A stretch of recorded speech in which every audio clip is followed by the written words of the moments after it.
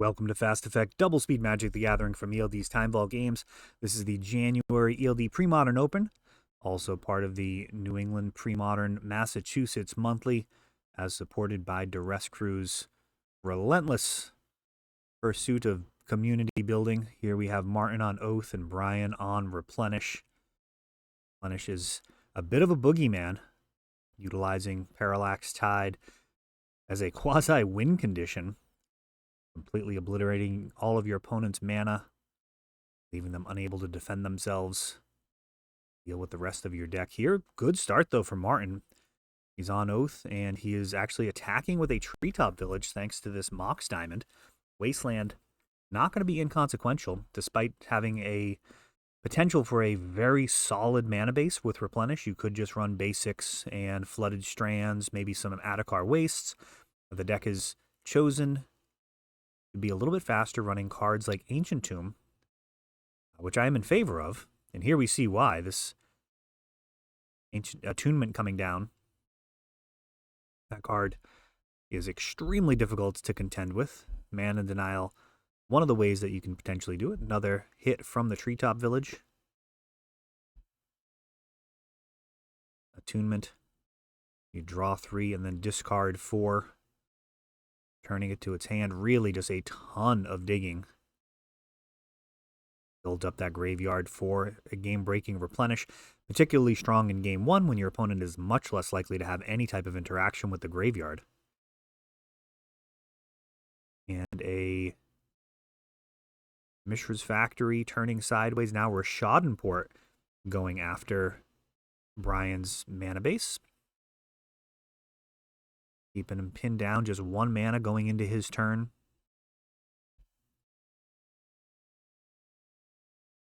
A Masters 25 Rishadenport. Reprints are legal in Premodern. Unlike Old School, any version of the card is all good, including Gold Border, which I think is one of the most brilliant parts of the format. Keeps people invested, actually getting the cards. And Seal of Cleansing takes out the Mox Diamond. No hesitation on that.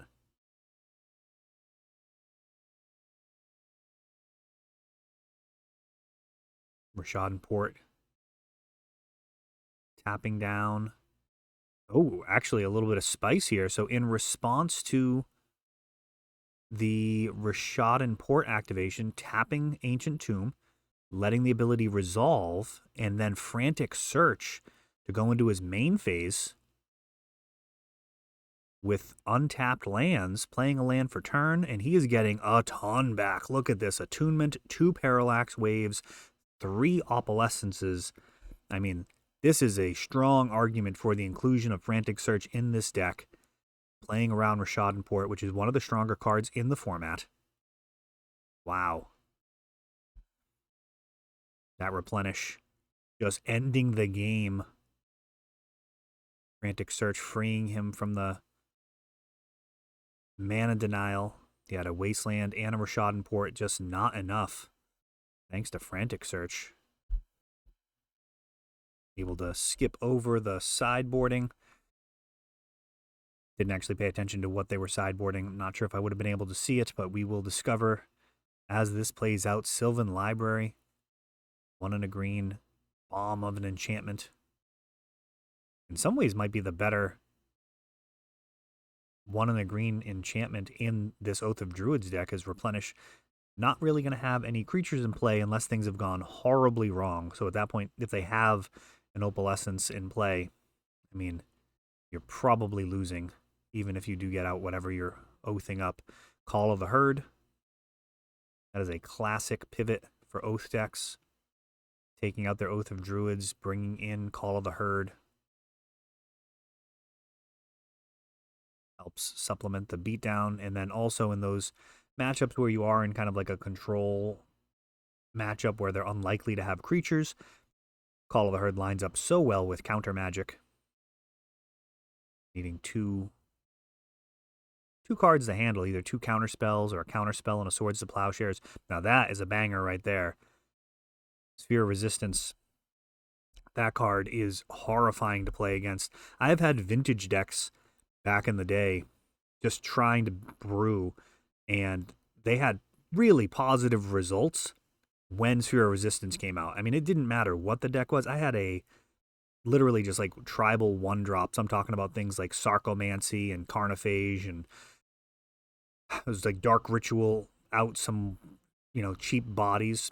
Literally every time you got Sphere of Resistance in play, it was a game, and without it, it was just nothing. That card is hellacious. Of course, this is in the early days before the printing of so many other stacks pieces. Thorn of Amethyst. I believe it was prior to the printing of Tanglewire as well. Another excellent lock piece, and works so well with the Sphere of Resistance, being able to tap the sphere to no ill effect.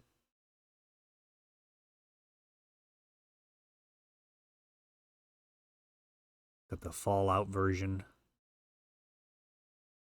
Not sure if Martin prefers the look of the newer cards or just the fact that they are so much cheaper, but that is a benefit of a lot of the newer printings for players, is they are incredibly cheap in comparison to the originals. There we have 7 damage coming across, a couple of Mishra's Factories along with the Call of the Herd token, and Brian is out of there. Yeah, Sphere of Resistance, just a huge problem for many of the decks that I enjoy playing in Premodern.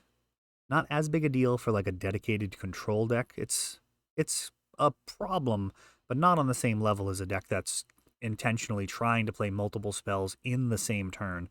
Obviously, if you're playing anything with like Dark Ritual in it, feels real bad to be paying 2 mana to get 3. That is not worth the cardboard it's printed on.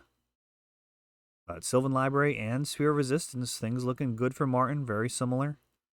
He's got a Rashad and Port, but Brian's hitting his land drops. He's got 4 mana in play, or 5 mana in play, I should say, 4 lands.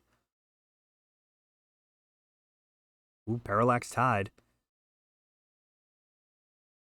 And this card's going to hit at least 2 lands. Let's see.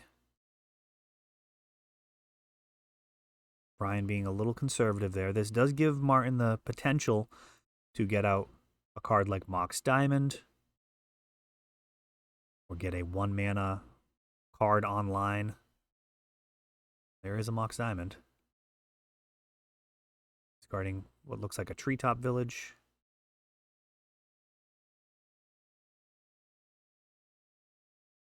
A little bit of an argument to be made there that you'd rather have the Treetop Village. He probably has something going on here. Pyroblast.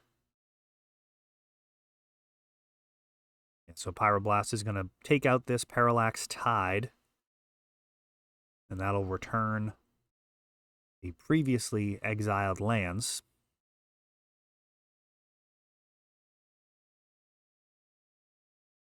Interesting. All right, so Brian floating some mana with his Ancient Tomb, exiling it in order to get it to come back.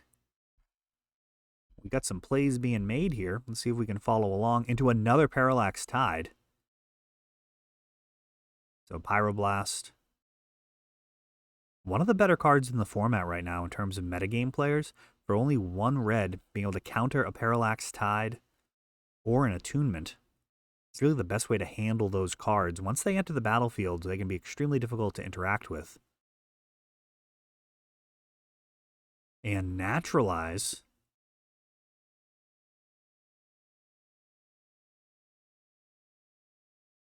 Parallax Tide exiling his 4 lands. Naturalize taking it out. And this is a pretty crazy turn. This is all the same turn here. So Brian casting multiple cards, multiple Parallax Tides in the same turn as a result of the removal that Martin has. Now a Frantic Search. And of course, those Parallax Tides being in the graveyard is pretty welcome. That is where they belong before a game-breaking Replenish.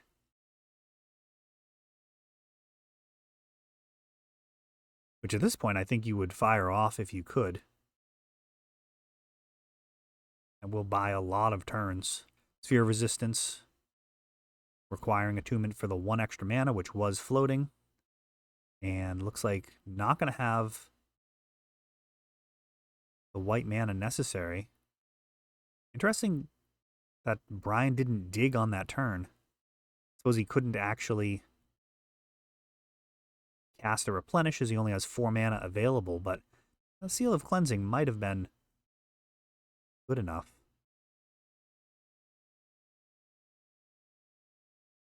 Wasteland takes out a... I believe that's the blue-white filter land. We know the name of that in the comments. Thermokarst. Alright, that does not feel like a super powerful effect. 3 mana sorcery to destroy a single land. But it is doing some work right here.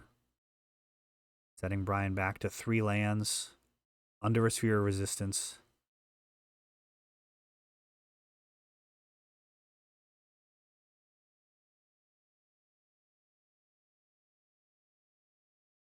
Some of the cards that we've previously seen. Getting back in the swing of things here. It's been a while since the channel's been up and running. Looking forward to bringing you daily content moving forwards. That is the plan.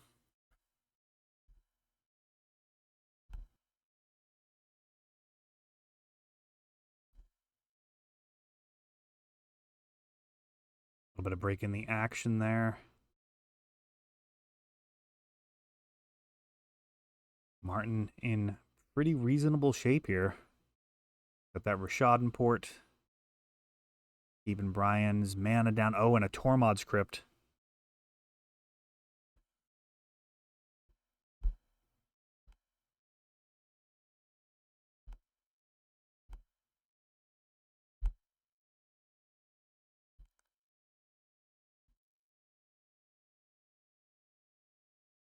Tormod's Crypt may just seal it. Couple of Rashadan ports. Brian's mana just being attacked. One of the strengths of the deck in terms of its speed is the inclusion of these new soul lands and filter lands. Especially we saw alongside Frantic Search how powerful that can be. Potentially generating even more mana as you tap and untap them, but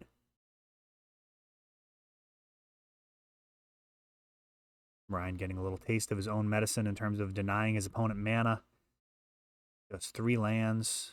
Relentless Assault of Winter's Grasp and Thermokarst. Just knocking down the lands as he plays them. Mishra's Factory continuing to attack. And now Swords to Plowshares takes out the factory, interestingly.